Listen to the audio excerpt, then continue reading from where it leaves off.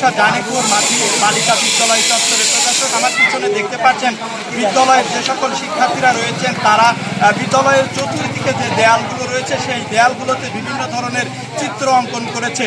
আর এই চিত্র অঙ্কনের কাজে কিন্তু শিক্ষার্থীরা ব্যস্ত সময় পার করেছে। বিস্তারিত আমরা শিক্ষার্থীদের কাছ থেকে একটু জানার চেষ্টা করবো আসলে কি উদ্দেশ্য, আসলে এই চিত্র অঙ্কন করে জাতিকে কি বোঝাতে চেয়েছে। বিস্তারিত একটু শিক্ষার্থীদের কাছ থেকে জানার চেষ্টা করব। আসসালামু আলাইকুম, আমি শিখাউল ইসলাম রবিন।